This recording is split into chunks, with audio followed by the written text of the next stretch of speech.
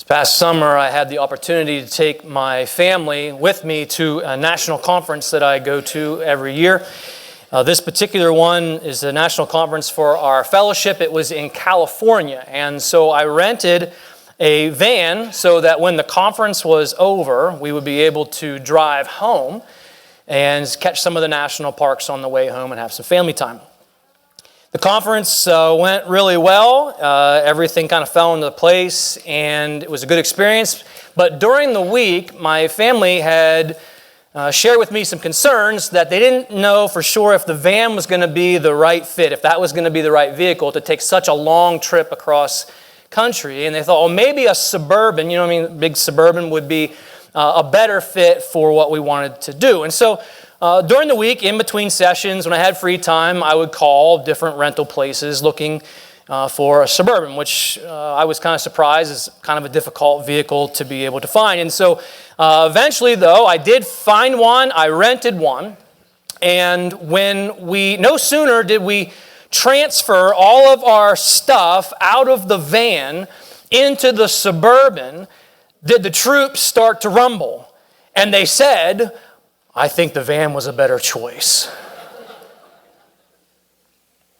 I felt a little bit like Moses when the people said to Moses, hey, thanks for bringing us out in the wilderness to die, Moses. Things were much better in Egypt. Slavery is better than this Suburban that you rented for us. Welcome back to our series called Didn't See It Coming. We are talking about a number of things that sneak up on us in life. This particular book I read last winter, and it's by Carey Nieuwhof, and it really spoke to my heart. I'm hoping that as we look at some of the things, some of the challenges in life that sneak up on us and blindside us, that you and I can learn along the way that we don't have to get blindsided by these things. We don't have to end up in places in life that we never thought we would be. I'm embarrassed to tell you what happened next. We spent the night about an hour away from the car rental place. And in the middle of the night, I couldn't sleep. I was mad. I was pouting. I got up in the middle of the night and I left. I took the Suburban and I drove an hour back to the rental car place. I returned it and then tried to get the van back. Well, sir, the van's already been rented. Okay. Well, I guess I'll just take my SUV then. Oh no, that's been rented as well. I just dropped it off 5 minutes ago. How is that possible? Well, as soon as you return it, it's back in the system. Someone already reserved it. That's great. So now it's 3 a.m. and I have no vehicle to transport my family from California back home.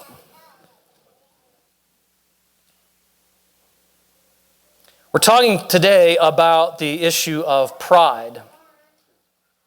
Pride is what drove my thoughts. My pride was hurt, and pride drove my actions to do something I'm quite embarrassed to share with you today.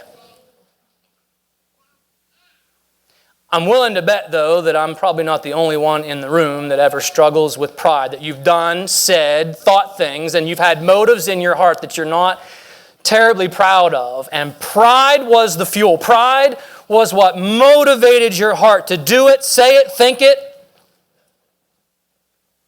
We're going to talk about that challenge today. Here's what I'm hoping you will take with you. Here's what I'm hoping that will be laid on your heart and you'll find helpful and you'll be able to apply it in your life this week. I want you to write it down on your notes page. It's this. The difference between a prideful life and a pride-free life is humility. That's what we're going to talk about today. The difference between a prideful life and a pride-free life is humility. Now, maybe when I say the word pride, the first thing that pops into your mind is the narcissist. The person who believes that they are God's gift to the world around them. The person who just can't help themselves. They have to be the center of attention. The person who has no problem interrupting a conversation, interrupting something that's being said because what they have to say is smarter and more important than what the person they're talking to has to say. The person who just needs to share with you what's just popped into their head. And certainly, narcissism is driven by pride, but I would imagine that if you and I were to sit down and have a conversation about this topic, we would probably agree with one another. We don't see ourselves as a narcissist. But that doesn't mean that pride is not running through our hearts and minds and motives throughout the day. I want to give you a simple definition. I actually got it from Carey Nieuwhof. I love this definition. It's easy to remember. It's this, that pride is an obsession with self. Pride is simply an obsession with self. When we do or do not do things because we're afraid that we might be judged, we're afraid that we might fail and be humiliated, pride is what fuels those thoughts and motives.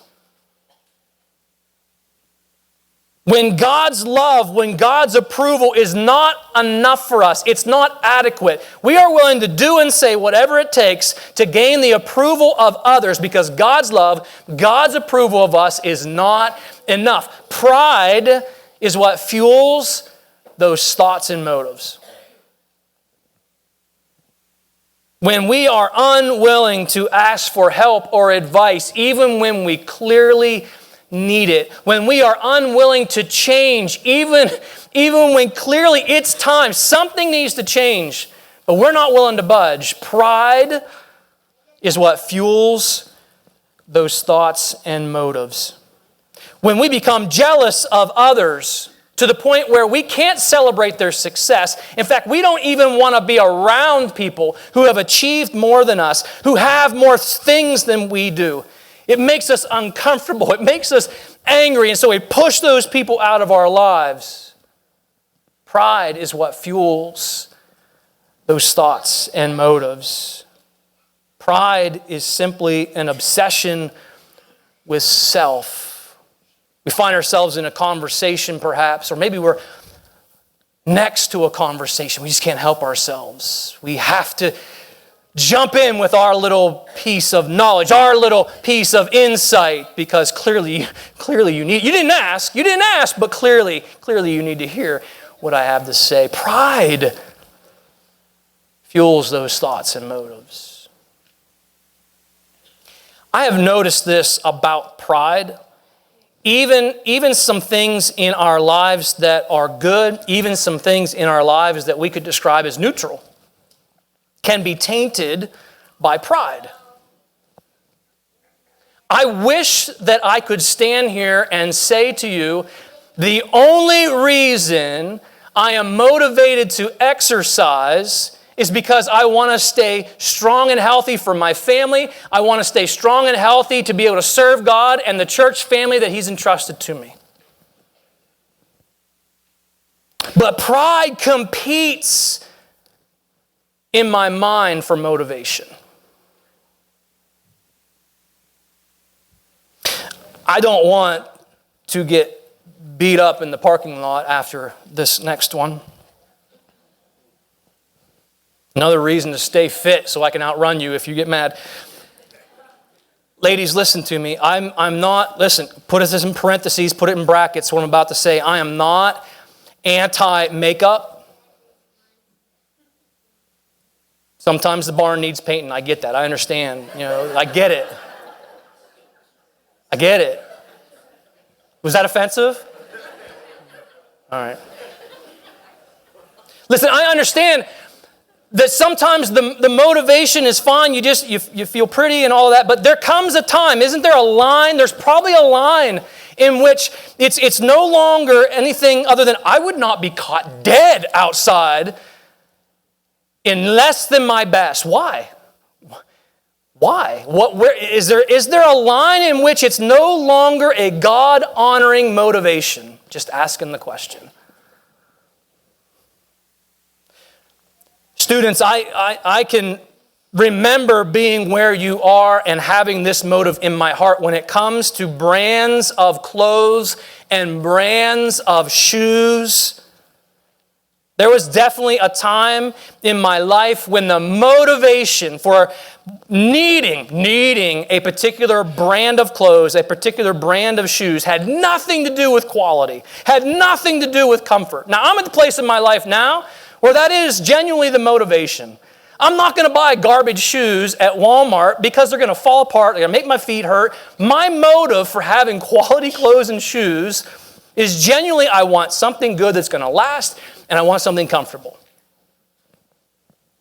But that's not where my heart was when I was a student in high school, when I was a student in junior high. It had everything to do with the logo and what that logo communicated about me. It's pride. Pride is an obsession with self.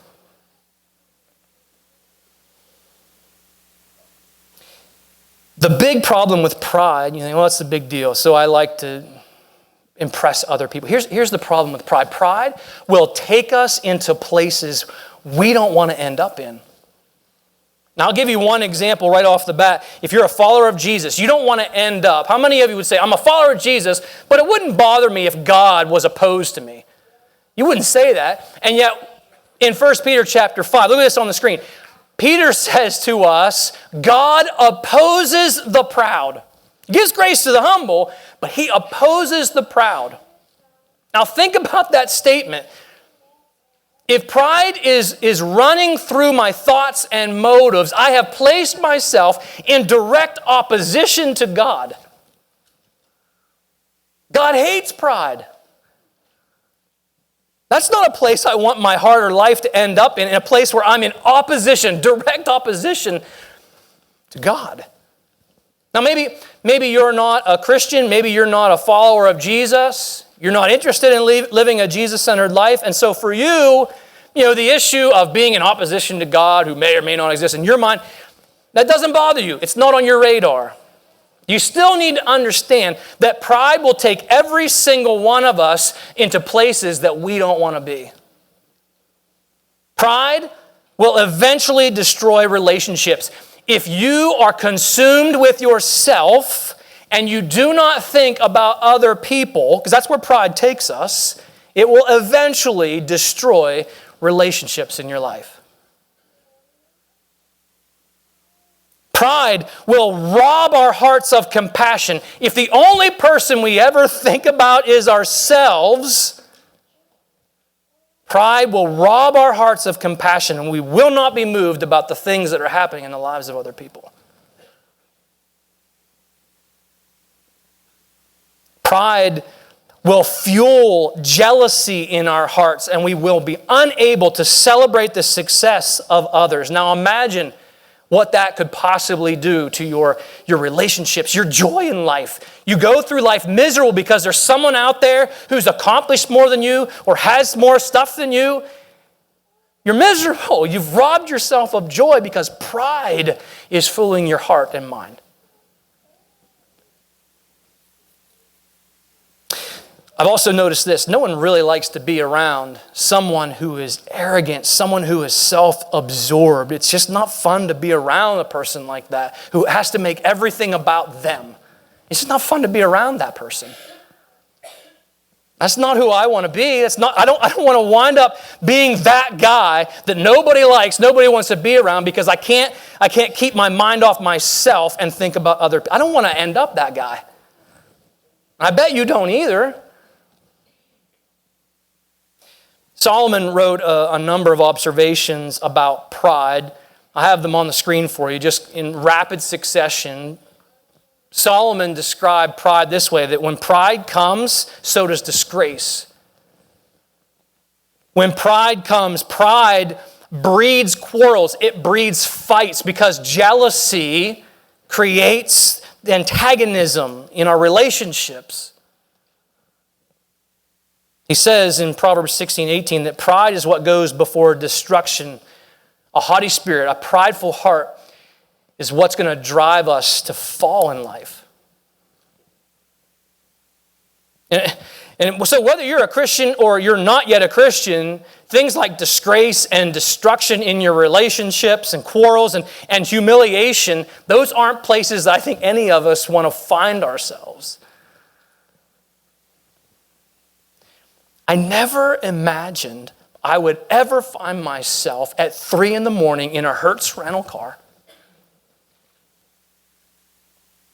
knowing that in a few hours I was going to have to explain to my family why the SUV in the parking lot is not as, when we went to bed, it was the one there. And the one that's there now in the morning is not as nice as the one that was there when they went to bed.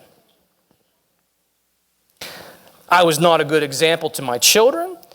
I risked damaging trust with my wife, who gets up in the middle of the night and leaves. Even when I made the decision to tell that story in order to set the stage for what we're talking about today, pride whispered in my ear, "Don't you tell that story, Mark.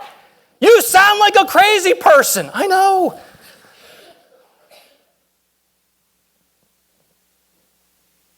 Pride's a problem.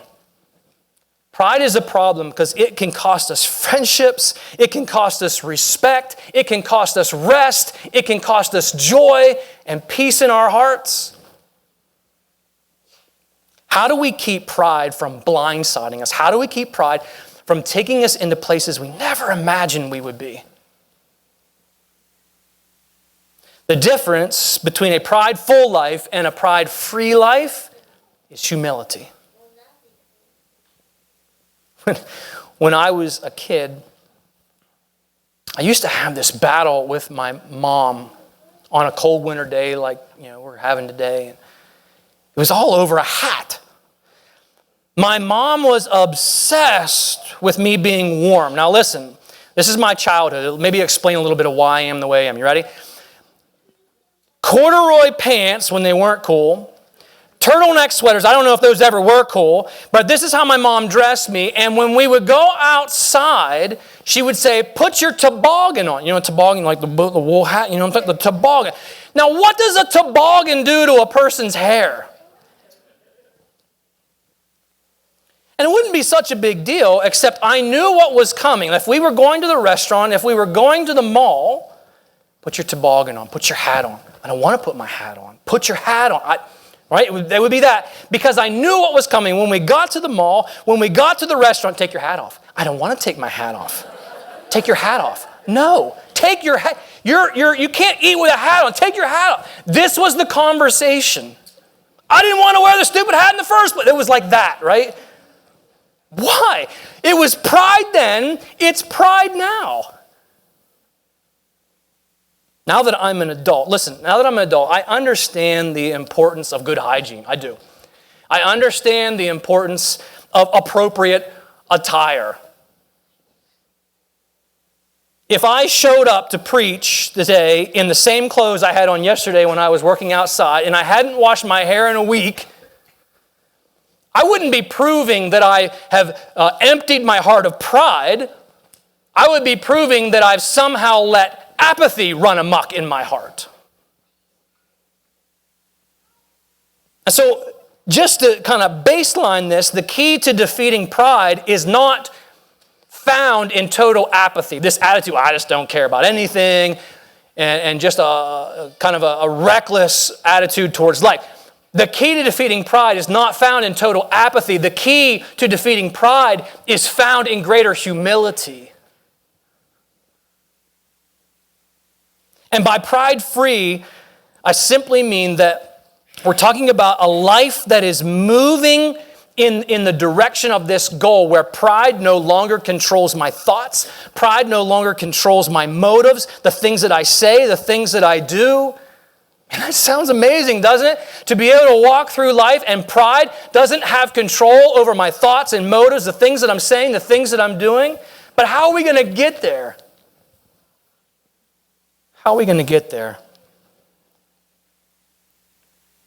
Some of you are like, well, it's pretty easy. You get up in the morning, you look in the mirror, and you say, "Self, today be humble." Done. If that's you, congratulations. God bless you. For the rest of us, let's talk about how we actually learn to live a life of greater humility. I want to give you 4 simple, very practical things that I believe will increase the humility in our hearts. Here's the first one. 4 simple things. The first one is this. Express gratitude. Write that down in your notes somewhere. Just expressing gratitude. Here's why expressing gratitude increases humility in our hearts. Because it recognizes the contributions of those around us. It takes the focus off of ourselves and places it to God and to others.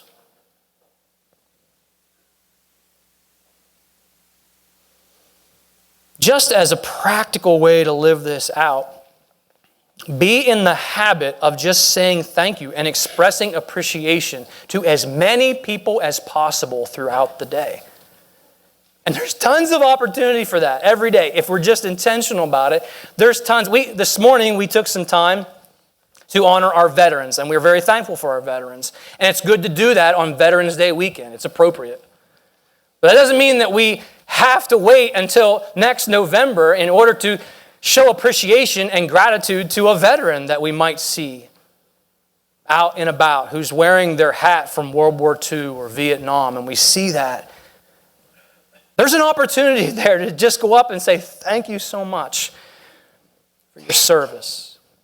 There's opportunity everywhere.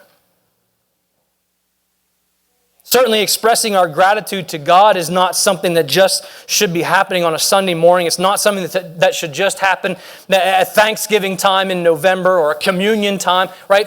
Expressing gratitude to God, we have the opportunity to do that every day, all day. In fact, I love what Philippians 4:6, check this verse out. This is a really great verse when we're talking about not being anxious, not being filled with worry. Instead of letting anxiety fill your heart, pray, right? It's good, really good verse for that. But notice right in the middle there, the kind of heart attitude that we should pray, even about the stuff that's tough and sad and painful, and we're asking God, this is a need in my life. This hurts. I don't know what to do with this. I need your help. Instead of being riddled with anxiety and worry, I'm bringing it to you. And yet right in the middle, the way it's described is a prayer, a heart attitude of thankfulness. Well, for what? This is not something fun. This is a problem that I'm praying about. Yeah, you can be thankful that God is faithful in that problem. You can be thankful that through it, that God will not only take you through that problem and sustain you, but that will do something good with it. We can be thankful and express that gratitude to God even when we're praying about problems in our lives. It also, when we do that, takes the focus off of ourselves, places it on what God is doing in that situation. When we express gratitude to others, it takes the focus off ourselves and places it back on other people. Here's another one. Take the low place. Just a very practical thing that we can all do. Take the low place. I got this idea from Jesus. He's the one that taught this in Luke chapter 14. In Luke 14, Jesus goes to a dinner banquet. And he noticed something happening with the guests at the dinner banquet in verse 4. He noticed that Luke 14, I get the right book. Here we go. Luke 14, verse 7. Jesus notices that the people who are coming to this dinner, they're all fighting for the position of honor at the head of the table. I don't know what that looked like. I don't know if they're elbowing each other out. I don't know how aggressive they were being, but it was enough where Jesus noticed it was happening. And he gave them this advice in verse 8. When you are invited to a wedding feast, don't sit in the seat of honor. What if someone who's more distinguished than you has also been invited? The host will say, get up, give this person your seat. And then you'll be embarrassed and you'll have to take whatever seat is left at the foot of the table. Instead, take the lowest place. Take the lowest place at the foot of the table. And then when your host sees you, he will come and say, friend, we have a better place for you than this. Then you'll be honored in front of all the other guests. So that's the practical. Here's the principle. The principle is found in verse 11. For those who exalt themselves will be humbled. We have a word for forced humility. It's called humiliation. It's not fun. It's not fun to be humiliated. Those who exalt themselves will be humbled, but those who humble themselves will be exalted. Take the low place. I was thinking about different ways that we can do that, because I don't get invited to dinner banquets often. You probably don't either. I don't know. But it's not an everyday thing. How can we live this out, this attitude, this heart attitude that says, I'm going to choose the low place in my daily life? There's lots of ways we can do it. When you enter a building and there's a door and there's someone who's coming behind you, you can choose the low place by holding the door. It's something simple you can do. When you hold the door for someone and allow them to go in front of you, you're communicating that that person is of value. You can choose the low place. That's a place of humility that you're just demonstrating in that moment. When you're in line, we spend a lot of time in line in our lives, different settings. You have the opportunity to choose the low place, and you can let someone go in front of you in line. Now listen, I don't want anyone going home and getting mad. I spent 3 days in line because I let everyone go in front of me, and now I got nothing done, and it's all Pastor Mark's fault. Don't be weird about it, right? You don't have to take it to the extreme. Just, if there's someone behind you, make it a matter of principle that whatever line you're in, let the person behind you or the family behind you in front of you, just as a matter of some of the habit that you get yourself into throughout a daily routine. That's easy. We could do that. It communicates that you're willing to take the low place, that you're willing to say, you have value, you take my spot. Take the low place as often as possible. And when you are given the high place, right? That happened here in Jesus' story. When you are given the high place, then express gratitude. Don't act like you deserve it. Don't act like, wow, it's about time someone gave me the best seat. No. Express gratitude and be willing to share your blessings. Here's the next one. Write this one down. Check your motives often. Jesus taught this principle too in Matthew chapter 6. Check your motives often. Matthew 6, look at verses 1 to 3. Jesus said, watch out, don't do your good deeds publicly so that you can be admired by others, for you will lose the reward from your Father in heaven. When you give to someone in need, don't do it like the hypocrites do it. They blow trumpets in the synagogues and in the streets to call attention to their acts of charity. I tell you the truth, they've already received all the reward they will ever get. But when you give to someone in need, don't let your left hand know what your right hand is doing. It's a figure of expression. Obviously, you can't separate your brain in that way. It's a figure of speech. Verse 4, give your gifts in private. Your Father who sees everything will reward you. The principle, that's a practical example, but the principle behind it, check your motives. Why are you doing what you're doing? Are you doing it to get noticed? Why are you thinking what you're thinking? Why are you upset about what you're upset about? Check your motives often to see if pride is fueling your thoughts. Is pride fueling this reaction? Is pride fueling this desire? Ask the hard questions and do it often. One of the things that I think is super important in our daily lives is to pray and ask God to push the pride out of our hearts. One more. Remember that every blessing comes from God. Simple, practical, every day. Just remember that every blessing in your life comes from God. I'm going to invite you to turn to 1 Corinthians chapter 4. While you find that, 1 Corinthians chapter 4, I want to tell you what's happening here in this verse. The Apostle Paul wrote this letter to the church in Corinth. Wealthy church. They struggled with pride. When you read through 1st and 2nd Corinthians, it's very clear that they thought highly of themselves for a variety of reasons. But Wealth was definitely one of them. Anyway, he's addressing that throughout the letter, but one of the things that he addresses is this weird thing that was happening in this church in that some were saying, you know who's the best? You know who's the best? Paul. Paul's the best. And other people were saying, no, Paul's okay. But he's not as great as Apollos. Now, Apollos was a very gifted communicator in the first century, very gifted speaker. And Paul was not. Paul was a very boring communicator. One time, Paul was preaching, and it went too long and was so boring that a guy fell out a window and died. Right? Think of that.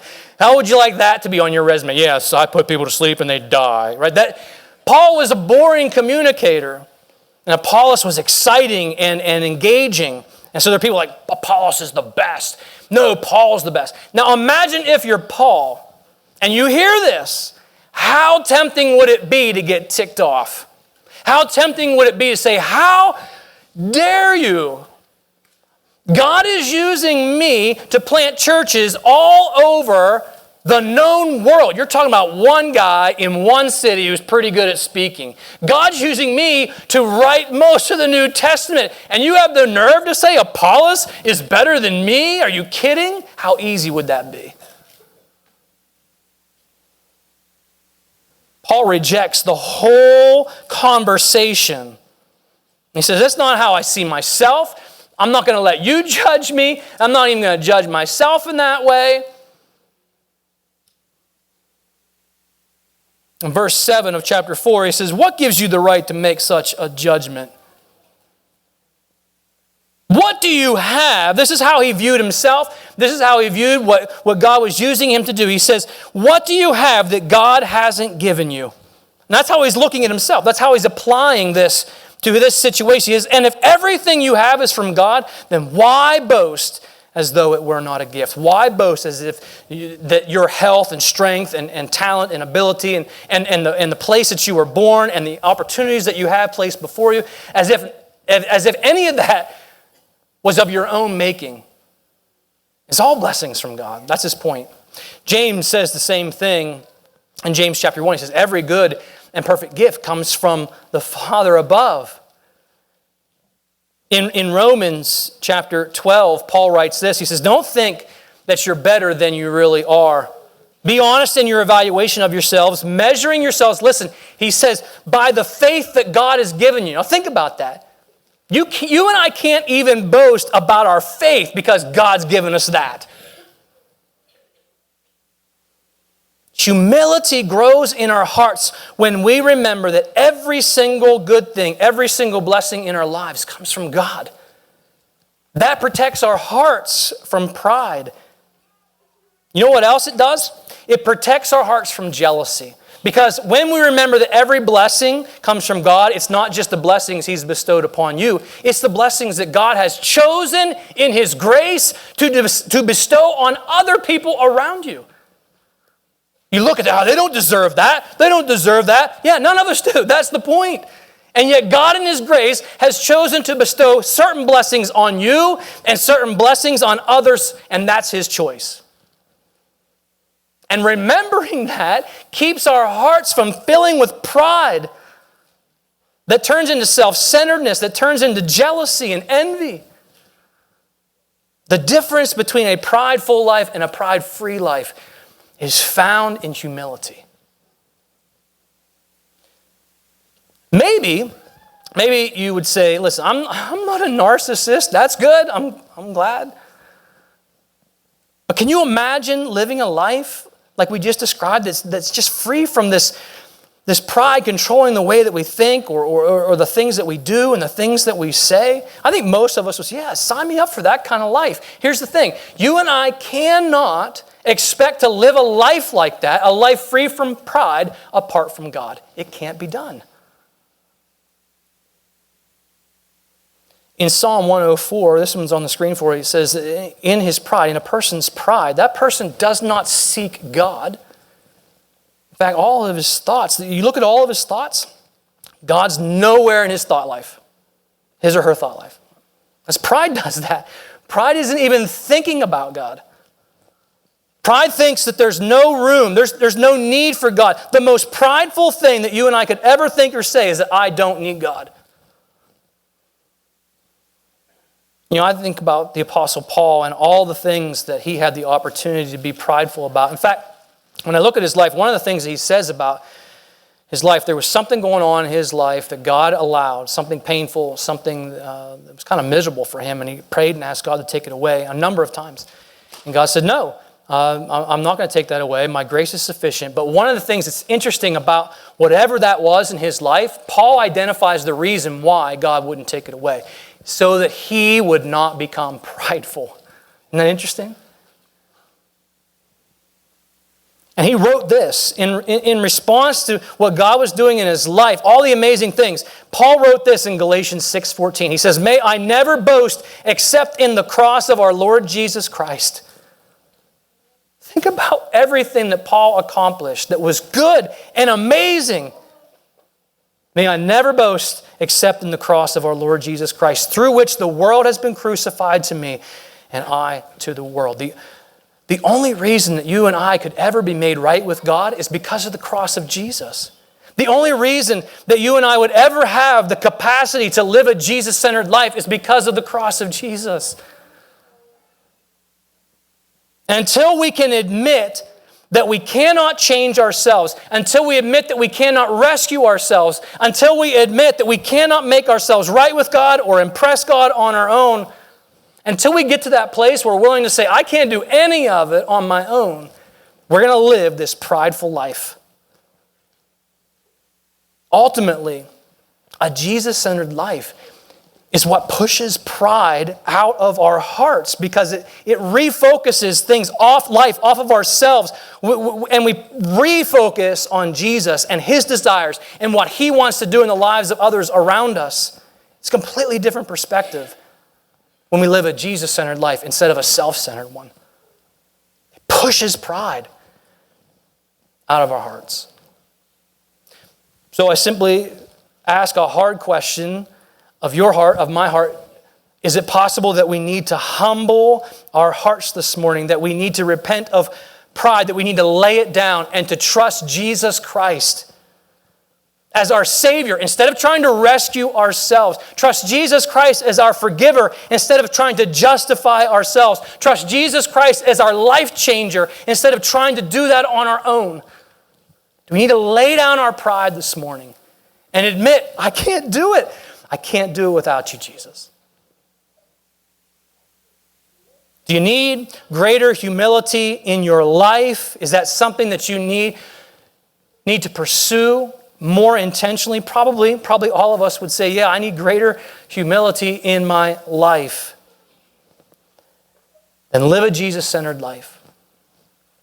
Because a prideful life, the difference between that and a pride-free life, it's found in humility, and humility is found at the foot of the cross, living a Jesus-centered life. Let's pray.